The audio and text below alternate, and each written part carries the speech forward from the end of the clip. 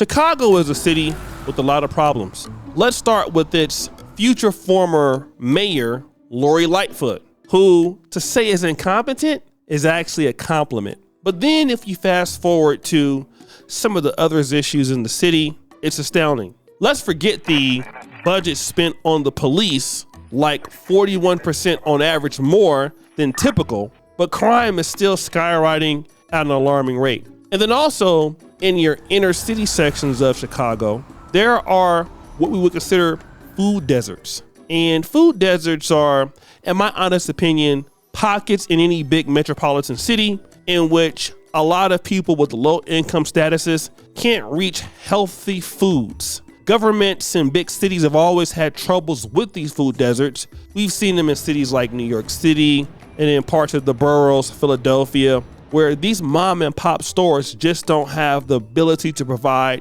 a lot of the organic fruits or vegetables that would keep a community healthy. Well, that's where Walmart comes in. You see, because as one of the biggest, if not the largest food distributor and grocery chain in America, Walmart fought many years to enter the city of Chicago. And they were offered a lot of kickbacks from the city by coming into the city. However, as we see, Walmart is closing a lot of its Chicago stores. And of course, this is what's happening. I'm Tia Ewing. Community leaders in Little Village are mounting a last-ditch effort to keep their Walmart from closing.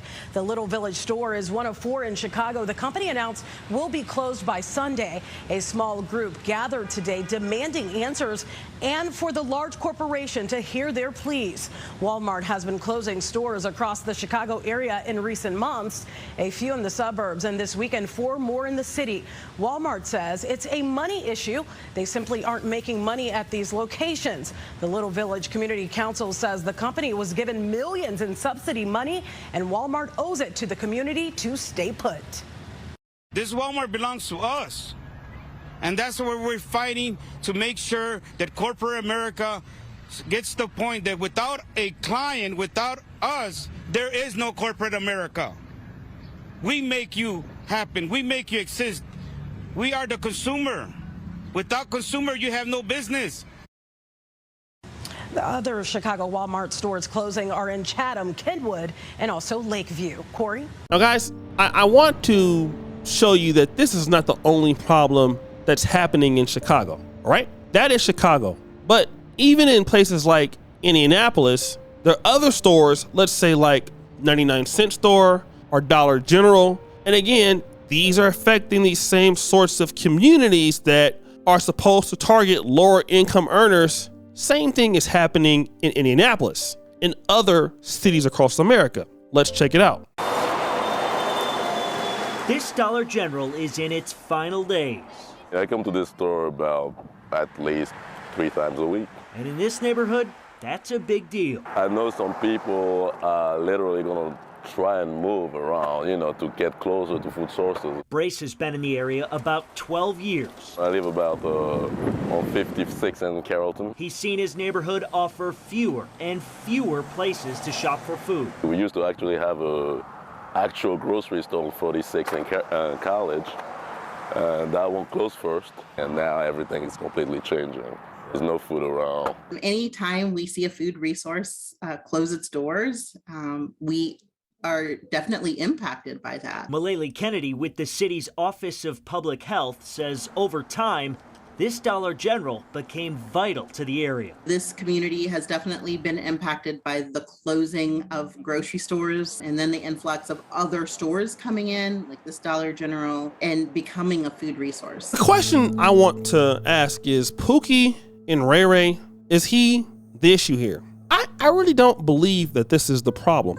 You see, because Pookie and Ray Ray, while, crime is evident in these neighborhoods and stuff like that, the situation is that most people in these cities are working people, all right? But what happens is as Walmart comes into these inner cities, a lot of those mom and pops and local businesses that would come in and reinvest into those communities actually push a lot of businesses out. So that wealth that would stay in the community is now taken out of the community by Walmart bringing in its jobs and its systems and things like that. And the economic development for affordable groceries and pharmacy services can still remain a problem. And also what we're seeing is that they can't provide these jobs in these communities, and they cannot provide these fresh foods. The reality is that minority, low-income areas are going to suffer. That includes a lot of African Americans. It does include single mothers.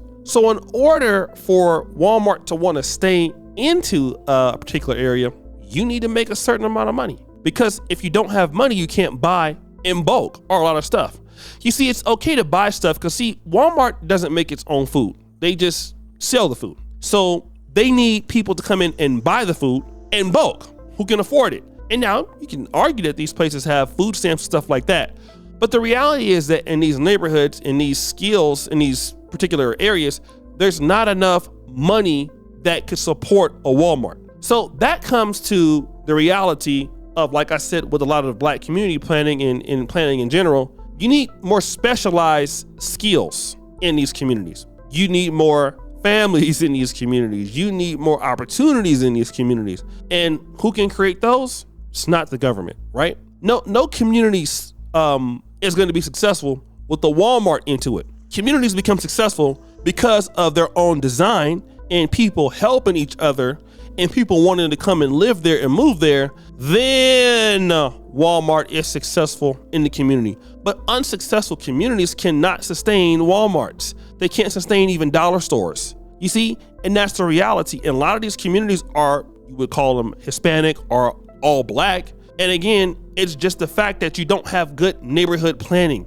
And this is something that I feel that if you have reinvestments in these communities where people wanted to stay in the communities and actually bring certain levels of skills to those communities that made them profitable, then you would have businesses like Walmart who could come in and be supported by those communities. And this is what you see a lot of communities do that are affluent. That's what you see. These people stay there, they develop those communities, they can make them safe, and therefore all these other businesses that come into it can't support it. So it looks bad because Chicago is the third biggest city in the United States. Walmart is leaving, and now these people who live there could possibly have to drive many miles to, get food. And like the guy said in Indianapolis, if he were to forget an item at Walmart or any other big grocery store like Kroger in the Midwest, if he would go to the dollar store and pick up a few things, that's not there anymore. And that's probably the problem because, dollar store is not going to survive if you just picking up a few things there. They need you to come in and buy a lot of stuff.